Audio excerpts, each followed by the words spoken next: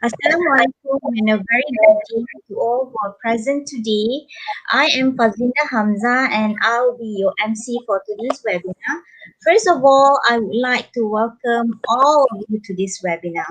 Ladies and gentlemen, we have with us today Associate Professor Dr. Kathleen Mortimer. She is our speaker, as you know, I'm sure you all know. We also have with us today Rector of Universiti Teknologi Mara, UiTM Melaka campus. We have Professor Dr. Abdul Halim Muhammad Noor. Next, we also have Professor Dr. Shakila Ismail with us today, Associate Rector of Research and Industrial Linkages of UiTM Melaka. And not to forget, we also have Dr. Chiu Chiao Shan. She is a senior lecturer at Faculty of Computer and Mathematical Science at UiTM Melaka Jasin campus, and he will be our moderator today. Before we proceed to our main agenda, I would like to invite Professor Dr. Abdul Halim bin Muhammad Noor to give a few words before we start. Professor Dr. Abdul Halim, over to you.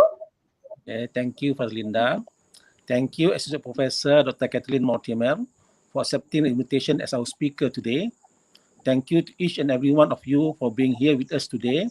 We are very pleased to be able to welcome those of you who have been with us for a long time now, as well as those who are new to us.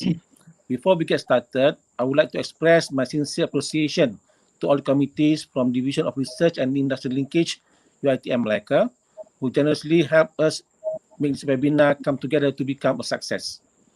During the next few months, you'll be learning about the different initiatives through our planned activities, webinars, joint and research collaboration, where you'll be able to join in and get hand-on experiences. Today's topic is very interesting. On a global scale, the advertising industry spends billions of dollars each year reaching and persuading its target markets through thousands of advertisements in most developed countries. However, when advertising offends, misleads, or is untruthful, the structure needs to be placed in order to provide protection to all parties. And thus, a self-regulatory scheme is complemented by the country's legal system. Today's topic, legal, decent, honest, and truthful, the challenges of maintaining advertising standards in an international digital environment is very beneficial to us. We hope this webinar can bring a positive impact on the audience. Thank you very much. All right. Thank you very much, Professor Dr. Abdul Halim, for your speech. Next, let us proceed to our main agenda of today. But before we start, let me introduce you to our speaker for today. As I mentioned before, our speaker today is Associate Professor Dr. Kathleen Mortimer. She is the Head of Research from Faculty of Business and Law from University of Northampton, UK. And the topic today, as mentioned by Prof. Halim just now, legal, decent, honest, and truthful, the challenges of maintaining advertising standards in an international digital environment. But before that, I would like to invite Dr. Chu as he will become our moderator who will handle this session. And a little bit information I'm sure you all want to know about Dr. Chu. Dr. Chu, as I mentioned before, he is a senior lecturer at Faculty of Computer and Mathematical Science at UiTM Melaka Jasin. He is also the creator of e-research skills and also a Mendeley software supervisor. He has created the e-research skills framework to provide a roadmap to novice researchers in order to facilitate the research process. And he has also published a few WOS and Scopus Index articles. So Dr. Chu, I pass to you. Okay, thank you, Faz. Okay, good afternoon, ladies and gentlemen, and good morning to Dr. Kathleen. I am Dr. Chu Chao Seng, the moderator for these sections. Today, we are privileged and honored to have Associate Professor Dr. Kathleen Mortimer to share her research with us. Dr. Kathleen Mortimer is an Associate Professor in Marketing Communication at the University of Northampton, United Kingdom. Dr. Kathleen has a vast experience in research, and her research area is in advertising and consumer behavior. Without further ado, I would like to invite Associate Professor Dr. Kathleen Mortimer to share with us her presentation entitled Legal, Decent, Honest, and Truthful: The Challenges of Maintaining Advertising Standard in an International Digital Environment. You may post your question in the YouTube or Facebook checkbox for the Q&A section after the presentation. Okay, thank you. Okay, Dr. Kathleen? Okay. Good afternoon, everybody. It's lovely to be here with you this afternoon. And I would obviously like to thank the University, UTM, for inviting me. It's a great honour to be able to present my research to you. I hope you find it interesting. I think it's certainly topical, as we'll get to in a moment. I'd like to share my slides with you, if I may. So if I just do that now,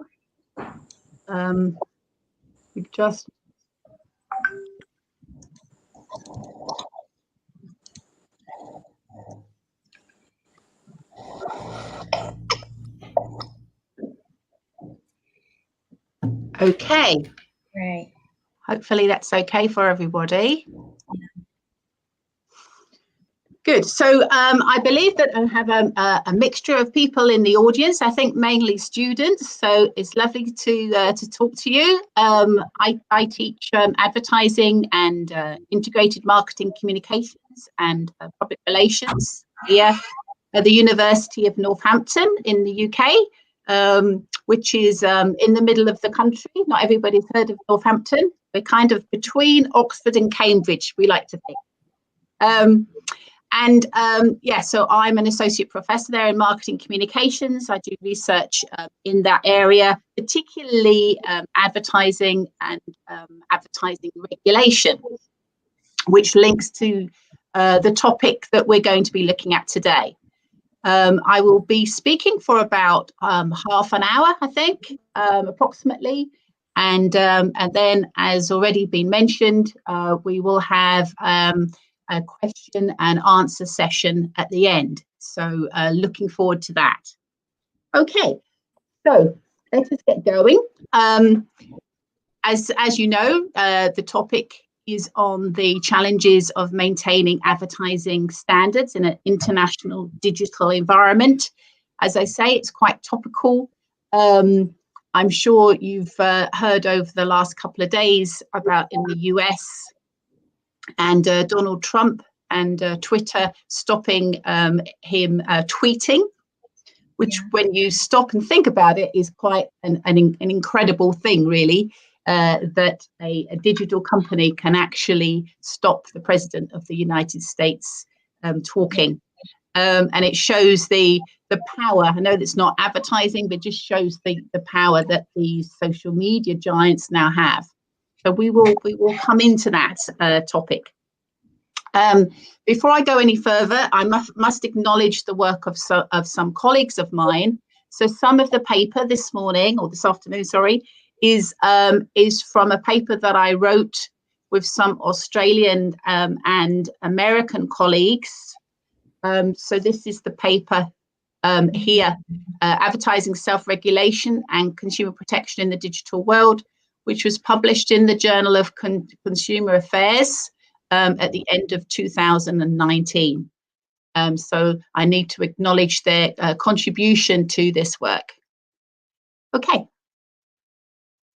So let us set the scene. I'm sure I've got students and colleagues listening who perhaps aren't so familiar with advertising and advertising regulation. So what do we mean by that? Well, at the moment, a lot of countries have their advertising industry regulating themselves. So the advertising industry creates what we call a self-regulatory organization, an SRO, which monitors the advertising in that country.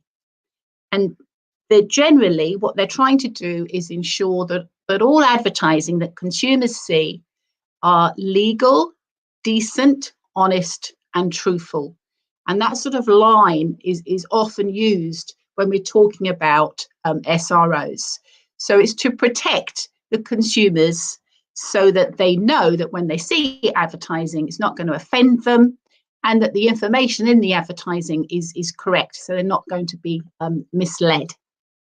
So this organisation, this SRO, is brought together by the advertising industry. So by the advertisers, the agencies, advertising agencies, and the media come together to support the SRO and volunteer to cooperate with that system.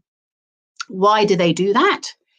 Well, if advertising is not seen to be truthful, if people don't trust it, don't believe in it, don't like it, then advertising is less effective. Yeah. So we are only influenced by advertising if we believe in it and trust it. And therefore, it's obviously to the benefit of the industry to have that trust. And that trust is gained by having some strong self-regulatory system to protect consumers. It is considered to be a better system than legislation. So legislation is the alternative, really, but generally some sort of self-regulatory system is considered to be quicker and cheaper and more responsive. So it's a popular way of doing things. And there are at least 50 countries across the world who are members of the International Council for Ad Self-Regulation that have this type of system. There's 25 in Europe, so it is very strong in Europe, but there's 12 in the Americas, there's 9 in Asia Pacific, and there's 4 in Africa and the Middle East. I will come to Malaysia in a second, but Malaysia is not a member of the International Council for Ad Self-Regulation, but it does have a type of self-regulatory system. So when I say at least 50, there's 50 members of the International Council for Ad Self-Regulation, but there are other countries that have this type of approach, this type of process to regulate advertising. In the EU, we also have a European Advertising Standards Association, which is kind of one level above. So we have all the SROs, which are always at country level. And then in Europe, they have tried to bring in some consistency and cooperation across the countries and created a European Advertising Standards Authority. So the main stakeholders involved in this are the advertisers and advertising agencies. So obviously they are creating the work, the advertisements. They are then placing those advertisements within the media. So the media also play a very big part in the self-regulatory system. And it is the cooperation, the voluntary cooperation of advertisers, advertising agencies and media that make the SROs, the self-regulatory organizations, actually work. The government can bring in legislation, and most countries do have some sort of legislation to fall back on, yeah, in case the SRO system is not working for whatever reason. So if the media and the advertisers are not cooperating with the process, then most countries have some sort of legislation that's been brought in by the government in order to provide that backstop, that extra bit of influence. And of course, it's all about the consumers. So it's about protecting the consumers, but also involving the consumers in the system, because consumers are encouraged to complain about advertisements to the SRO. And that's a big part of the SRO's job, is to respond to consumers' complaints, as well as by providing a lot of training and support for the industry. So for the system to work, excuse me, all these various groups of people, all these organizations need to cooperate and work together. Now, there are weaknesses of this system, and people have written about the weaknesses. I haven't put references in this presentation, but they are all available in the paper. Some of the weaknesses are listed here. As I say, the system is based to a certain extent on people complaining about their about advertisements, and the vast majority of people don't complain. There have been studies in this area which have shown that it is mainly older and well-educated people who complain about adverts, and it is a small percentage of the population. Now, that might be because most people are happy with the advertising they see, and there's nothing they want to complain about. But it is worth thinking about. It is obviously important that consumers know about the advertising standard system and know where to complain if they feel they need to. So it's important for the SROs to communicate clearly and promote themselves so that customers and consumers know that they exist. There's also some evidence in some countries that the advertisers are protecting themselves and their rights perhaps before the consumers. Obviously, that's a risk you take if you've got a self-regulatory system. And there has been evidence of that happening in a number of countries.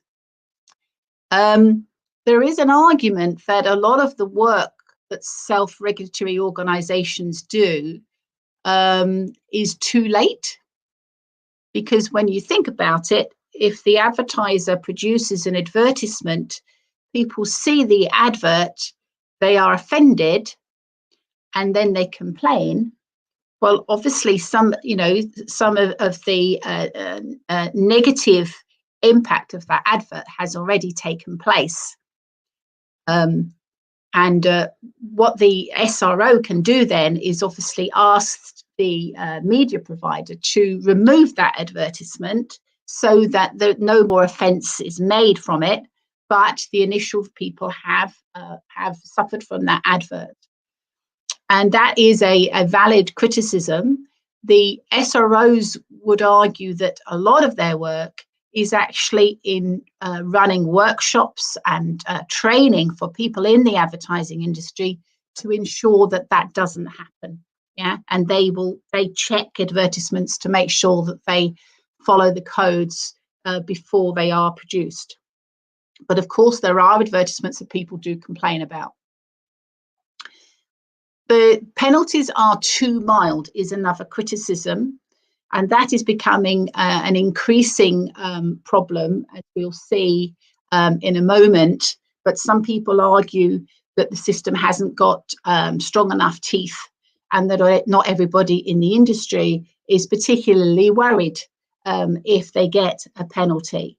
In fact, some advertisers might argue that the publicity that you get from the SRO saying that you're offensive, for example, can be sometimes quite advantageous to the company itself. Lastly, the systems can lack funding. There's a lot of advertisements out there. There's a lot of regulation to be done. And there is an argument that if they were provided with more money, they could do a better job than they're doing at the moment. So we have to remember that there are some weaknesses, and it's not the ideal system, but it is still considered to be a better system than the alternative, which is legislation, which can be rather slow and clunky.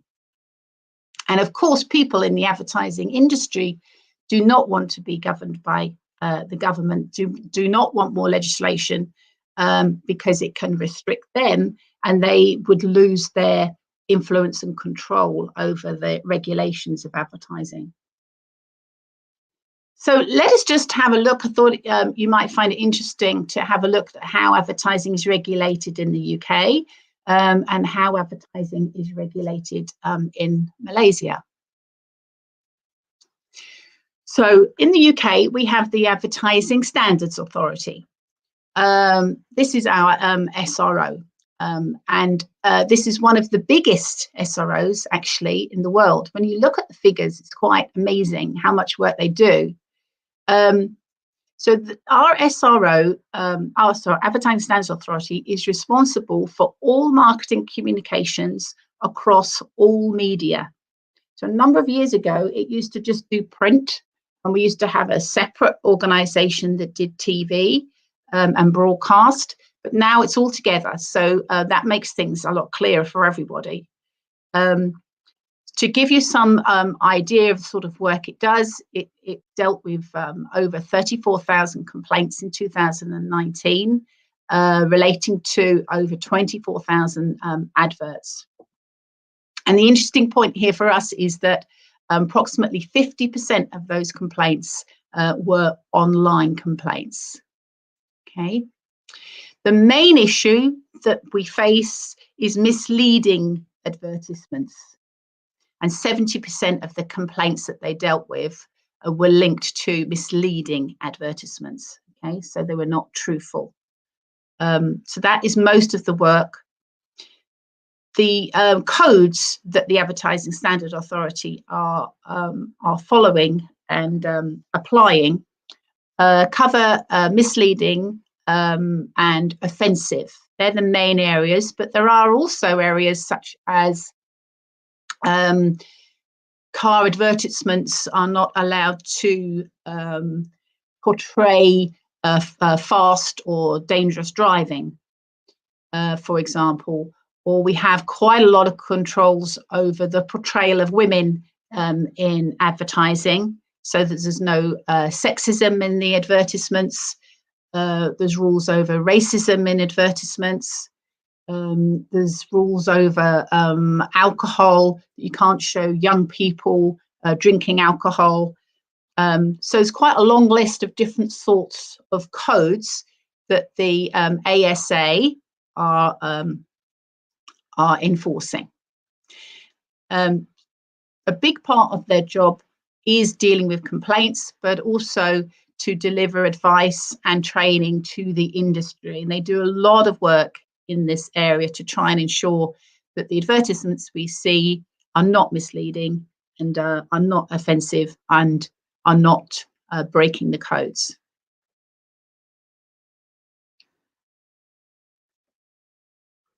If we go on to Malaysia, I'm not pretending to be an expert on the advertising regulations in Malaysia, and perhaps we may have some discussion or questions about this later. From what I can see, you do also have an Advertising Standards Authority that was set up in 1977. It is only responsible for print, so it's newspapers and billboards advertising. There's also a communication and multimedia content forum of Malaysia, which looks like it's responsible for the broadcast media. So you seem to have two different organizations. And there's also, you have a Communications and Multimedia Act, which seems to be playing quite a big part. So it looks like there's a mixture between a self-regulatory system and some legislation. The codes are available on the Advertising Standards Authority website, which are interesting. Some of them are in line with ours in the UK. Others are different because of the different cultures of the two countries. So that is not surprising.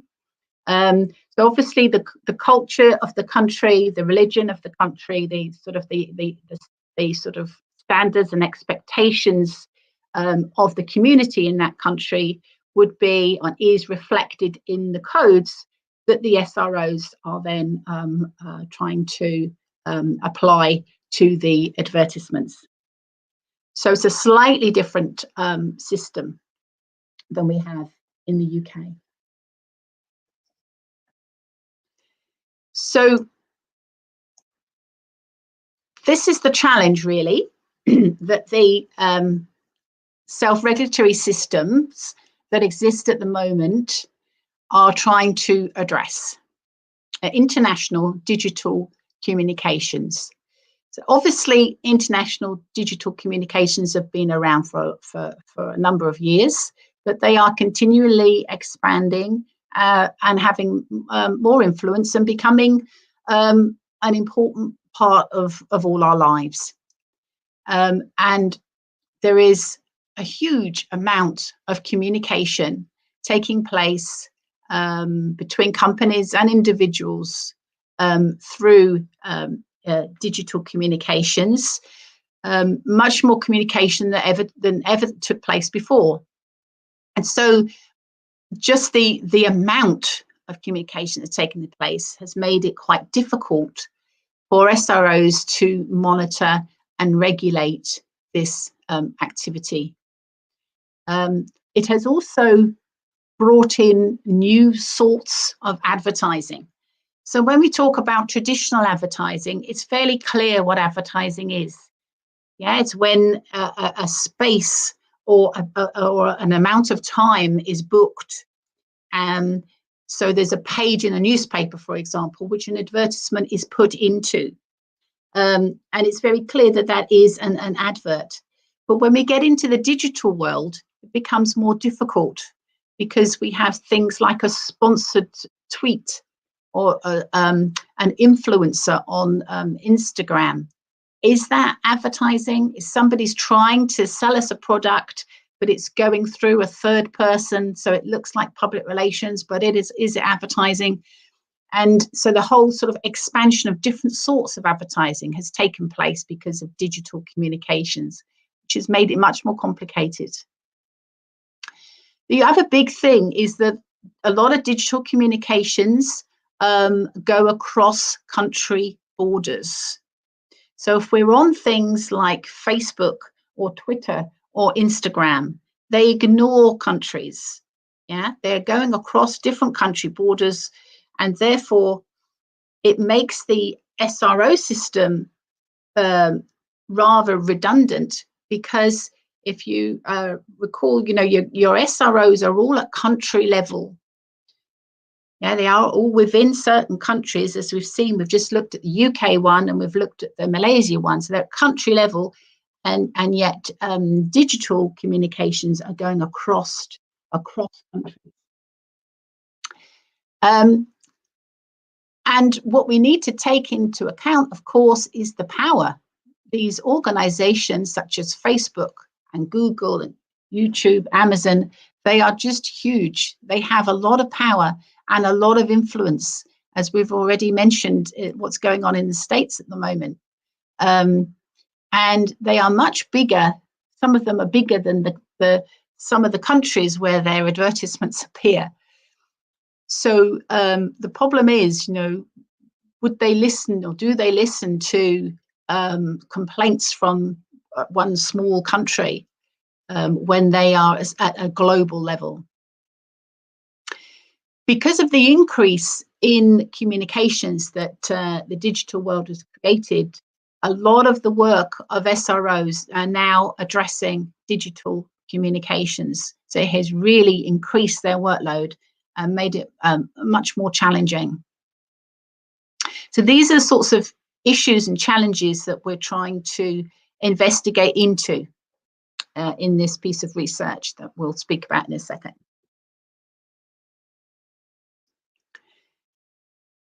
In order to cope with these changes in communications, the Advertising Standards Authority in the UK expanded their responsibilities to include the digital world, what they called the digital remit. So before this, sort of advertised owned assets were exempt, but these have now been included. So the standards apply to paid media, which is more the sort of traditional type of media, but also to owned media, what we call owned media. So we have some examples here. So advertisements, links to advertisements on advertisers' websites are now covered by the Advertising Standards Authority. Paid online advertisements are covered. Also things like corporate websites a company's Twitter page, a company's Facebook site are all now covered by our Advertising Standards Authority in the UK. So you can see how their remit has expanded considerably. So all these sort of sites, so a company's YouTube site, for example, would also be the same. These are what we call owned assets or owned media, are included in the responsibilities of the Advertising Standards Authority. I've got a few examples here to illustrate that point. So these are some examples from some complaints that just came in last week to the Advertising Standards Authority in the UK. And I just took them to, they illustrate various examples. So this top one here is a small delivery company, and on their Facebook page, on the text of their Facebook page, they put a late night special delivery, McDonald's and cigarettes from 10 p.m. to 3 a.m. from Red Hill to Gatwick. They actually spelt Gatwick wrong, so I've put in the spelling mistake. Delivery fee from $4.99, and an image of a beef burger and 2 cigarettes. Now that breaks the code, because we can't promote cigarettes and tobacco products in the UK. So that breaks the code. It's an interesting example because it may well have been, or it is a very small delivery company. It may well have been just one of their employees that put something up on the Facebook page. And that's the point, yeah, that many people are now advertisers. They have the power to be advertisers by just putting something up on a Facebook page. This person may well have even been the delivery boy or delivery girl, completely unaware, I'm assuming, of the Advertising Standards Authority. So it's put power in the hands of many, many more people. Here we have an Instagram post of an online fashion retailer, huge summer sale, everything £10 and under. Well, actually, when you looked into it further, everything wasn't £10 and under. So that was misleading. And that's an example from Instagram. Excuse me. And then we have an online travel agents. It was also a pricing issue. So this was on a their website with British Airways. It was a flight. It was saying, they were saying it was £464. Actually, when you looked into it, it wasn't. So that was again misleading.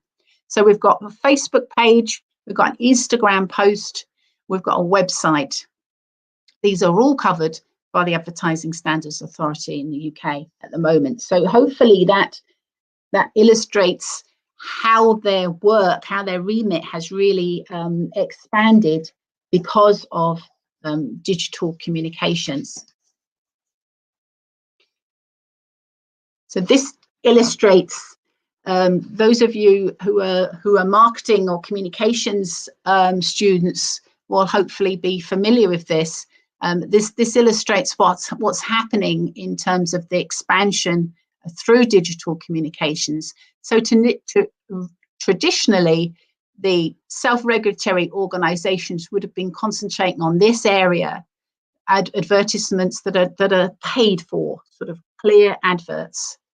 But now they're also concentrating on this area, which is the owned assets, things like websites and blogs and content on those.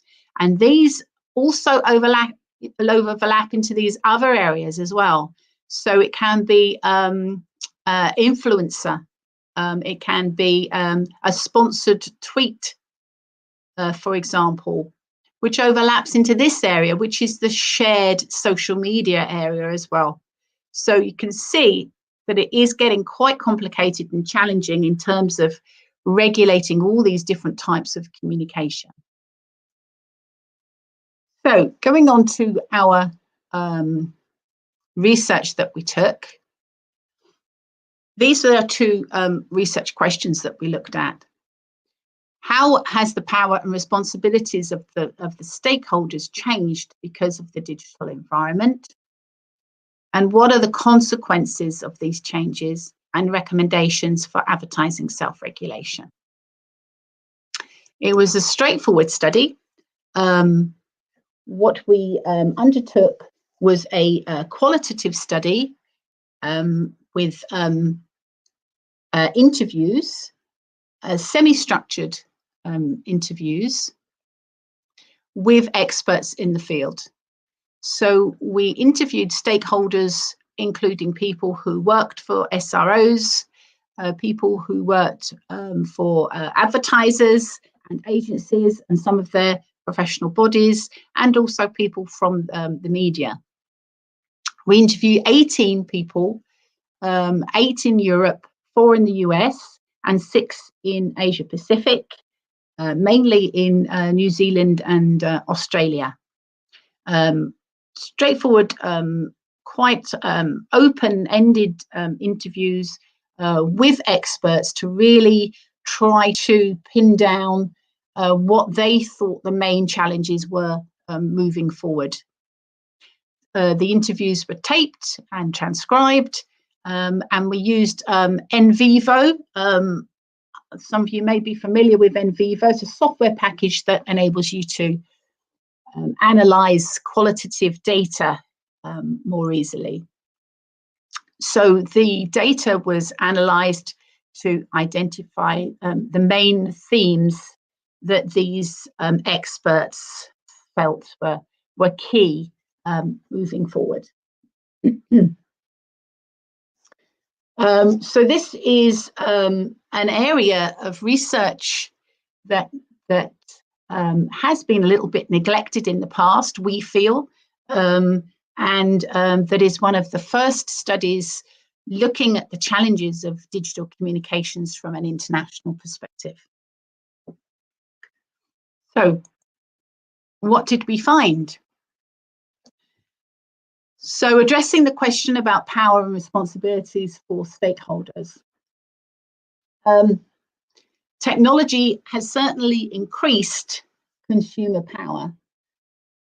Consumers, us, we as individuals, can now push a button and speak to many people, can't we? Electronic word of mouth is much more widespread than the traditional word of mouth. We can communicate our views. We can communicate to advertisers, to brands much more easily. So there's a much more a two-way communication between brands and their customers than there ever was before. So we can go, for example, on a brand's Facebook site and communicate with them very easily. So there has been more power with the consumer in that respect, which some people would think was probably a good thing, certainly more communication. Because of the digital communications and how they work, there is a challenge in identifying what is advertising and what isn't. And in some cases, it is quite a thin line, particularly in the area of sponsorship and influencers. Influencers are becoming key for a lot of brands. And we have a lot of influencers that are promoting products and services, and sometimes it's not that clear whether they are being paid to do that. And obviously, if they're being paid to do it, then it is advertising. And we as customers should know that they are being paid to tell us that that brand of lipstick is wonderful or whatever. So identifying advertising for consumers and for people in the industry has become more difficult.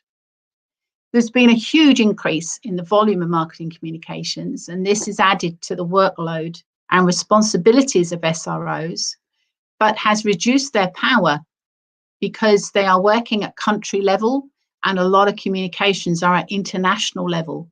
So their workload has increased, their responsibilities have increased, but their power over what is going on has decreased. If you think how it was traditionally, they would have been dealing with mainly media providers in their country. They would have had the cooperation of those media providers to work with the self-regulatory system. They may well have known each other, and the system kind of worked because people were cooperating with each other. But that is now being lost because they're dealing with global media giants who are probably not listening to them, and certainly are not don't know them. That sort of personal responsibility has been lost. The low cost to entry translates into low care or responsibility of advertisers. So yeah, if you're working on a company's Facebook page, then that enables very small organizations, perhaps 1 or 2 people, to create a company and start communicating as a company and promote their products. It's very easy to set that up, much easier than it used to be. And that doesn't necessarily come with the responsibility that an advertiser should be aware of. The example of the delivery company illustrates that. As I say, the digital providers are working at an international level outside of the country level system.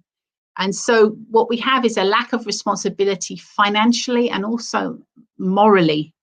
They don't feel that obligation, that responsibility to cooperate in the same way as traditional media used to.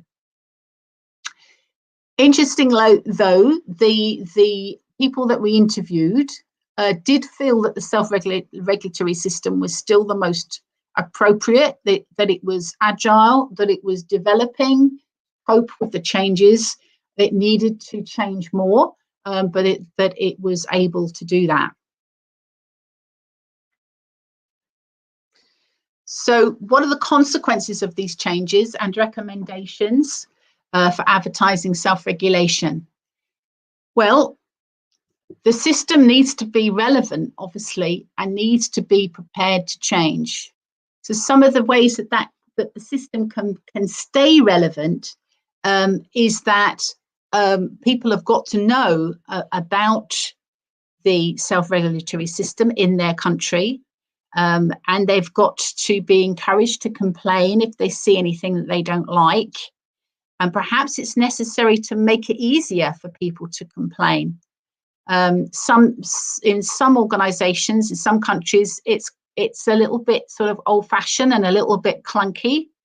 And SROs need to look at the systems that they have in place to make it easier for people to complain. So perhaps petitions, for example. I've actually done some research with my Australian colleague on online petitions, which are quite popular and quite easy to do. And something like that might be useful for SROs to use.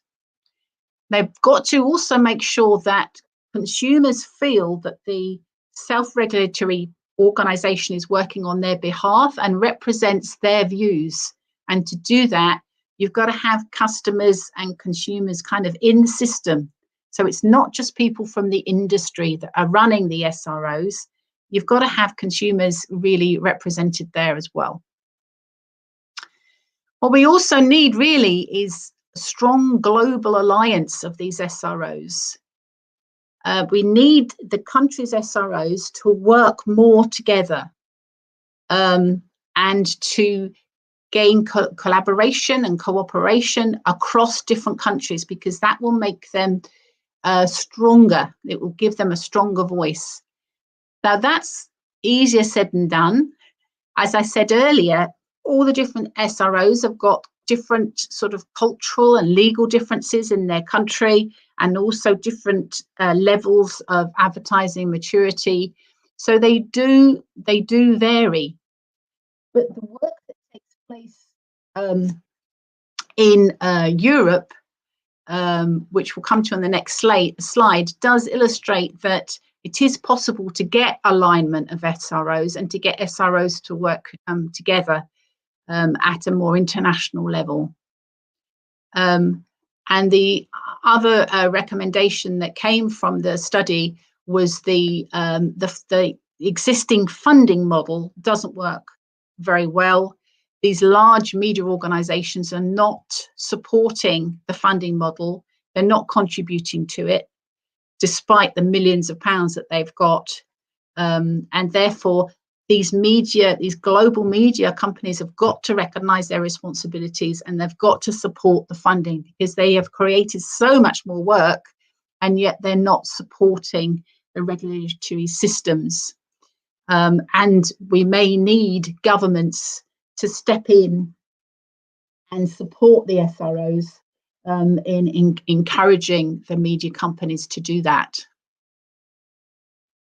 So just to bring it all together, really, we already have the International Council for Self-Regulation, and this council represents about 50 countries at the moment. We need to encourage more countries to become members of the International Council for Self-Regulation, and for this council to have more power and more influence. So self-regulatory systems have got to be represented at international level. Now, we can see this happening in other industries, in other sectors of our society. If you think of the World Health Organization, for example, or quite a good example as well is the International Standards Organization, the ISO. So if we think of the ISO, there's 160 countries that are part of that, and they have standards within countries. So we have the ISO, obviously, in the UK. You have it here in Malaysia, protecting consumers, but they also have it at an international level. We have that organisation already at international level, but it's not particularly well known, and it works at the moment more as a support for SROs in terms of collaboration, but it could be expanded. We've also got things like the World Trade Organization, for example. So there are examples of international organizations that are working at that level and trying to encourage cooperation across different countries. That is what we need for advertising self-regulation. And this would then lead to greater alignment. We need greater alignment between the media providers, between the advertisers, between the SROs and the governments, so that they all sign up to certain codes, to certain values, to certain global standards that could then be agreed on, and financial commitment. So these digital media providers need to be brought into the frame to identify the responsibilities that they've got, and to support the systems that ensure that customers are protected. And that will happen if we create this new funding model, which would make a huge difference to support the country level, the European level, and the international level in terms of self-regulation. Okay, thank you very much for your time. You've been a very good audience. I think we are now moving on to a questions and answer session. I pass over to Dr. Chu.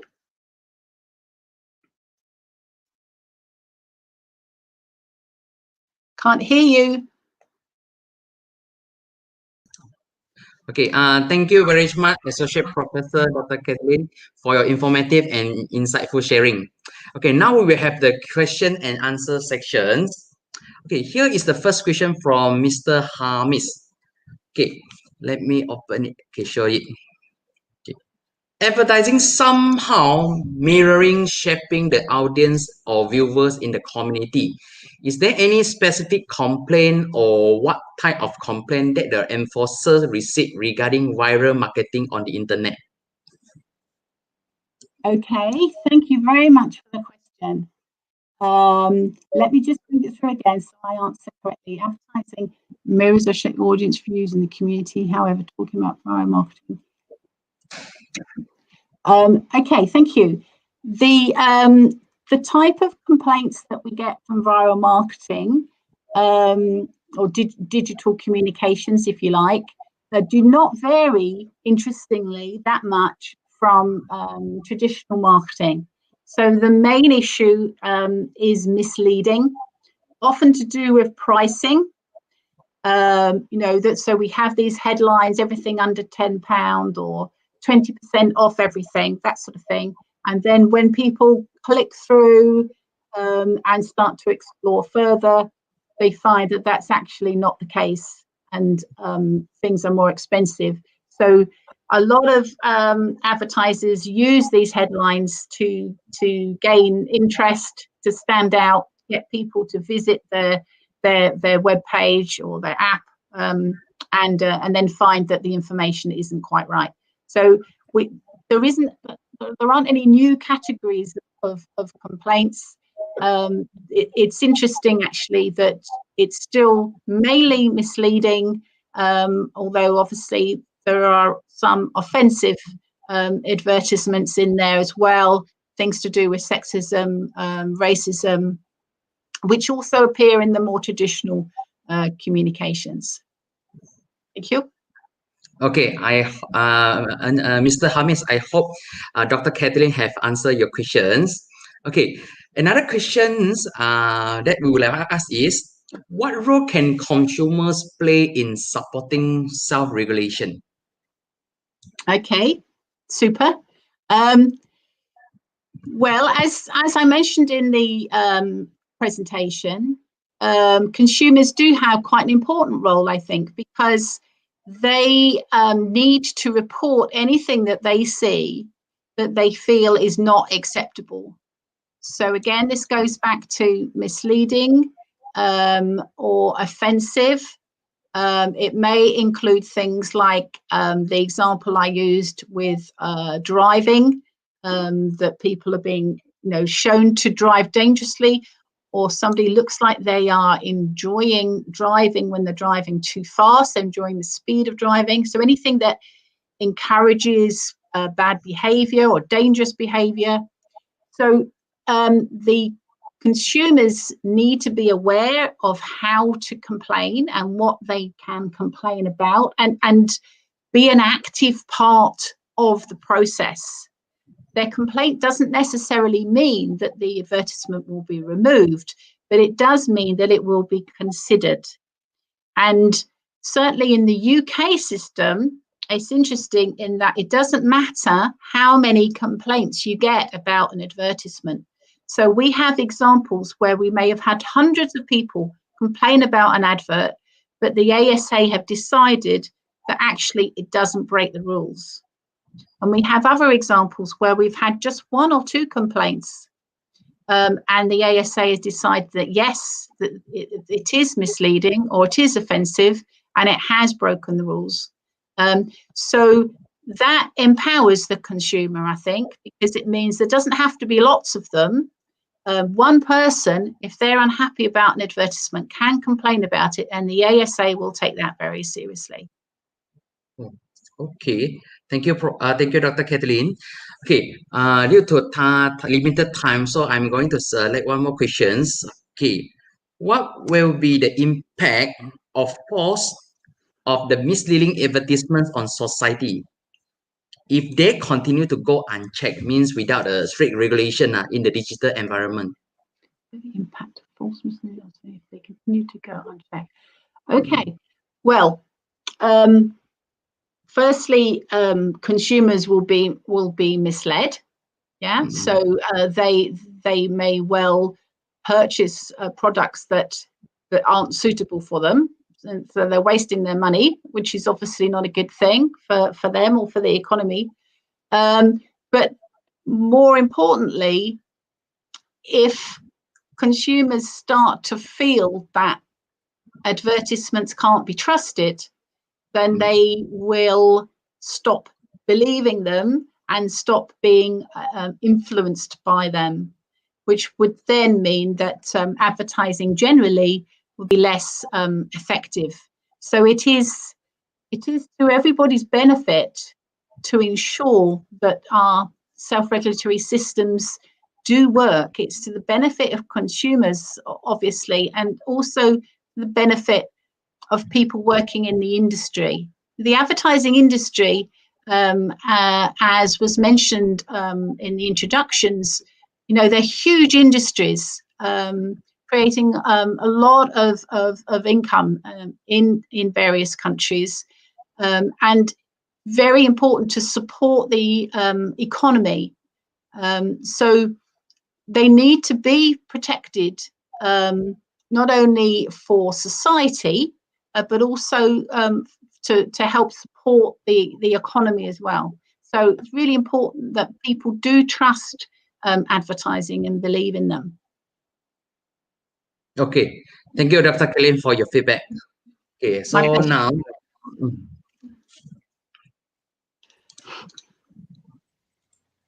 okay, so now I'm going to leave a section to the MC. Fast, you can take over now. All right. Thank you very much, Dr. Kathleen and Dr. Tew, for actually a very interesting session, as I'm sure our viewers would agree with me, as I can see comments from our Facebook and YouTube channel. Okay, ladies and gentlemen, before we end our session today, actually I would like to invite Professor Dr. Shafina Ismail to give a few words. Let's welcome Professor Dr. Shafina. Thank you, Associate Professor Dr. Kathleen Mortimer. We are proud to have Dr. Mortimer as our speaker for the webinar today.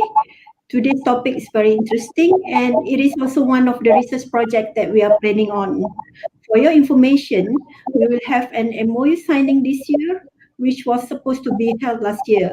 However, due to COVID-19, we have to postpone it and change it to a virtual MOU. In the upcoming months, the virtual MOU ceremony between UiTM, the University of Northampton, will be conducted. Due to that, the program will be organized between UiTM and the University of Northampton, and one of them is research collaboration. We hope that our researchers from UiTM can work with international researchers, therefore provide new insight and even career boost. Globally, international research collaboration has gained momentum in the past decades, and there is a growing recognition of the needs for research collaboration internationally. Okay, after this, there will be a private discussion between our researchers and Dr. Mortimer to discuss on research collaboration. Thank you. All right. Thank you very much, Professor Dr. Shafina Ismail. Ladies and gentlemen, as mentioned by Professor Dr. Shafina in her speech just now, yes, our speaker will have a private discussion with a few other researchers, including Professor Dr. Shafina and Dr. Chu. Actually, ladies and gentlemen, we have with us today Dr. Abdul Rahim bin Rizwan and Mr. Muhammad Idham bin Mat Razak. They research field focus on foreign direct investment, Dr. Ku Wei Loon on sustainable entrepreneurship, Dr. Najiha Hanisa Marmaya on consumer behavior and marketing, and also Miss Nurul Izaili binti Alias in job satisfaction. Okay, ladies and gentlemen, with that, actually our webinar has come to an end. For UiTM staff, do not forget to fill in your attendance through the link provided so that your training hour can be recorded, and also not to forget to fill in the evaluation form. Okay, ladies and gentlemen, you now may leave this webinar as our speaker will have a private discussion with a few other researchers. Thank you very much for being with us today. Goodbye and stay safe. Bye-bye. Thank you.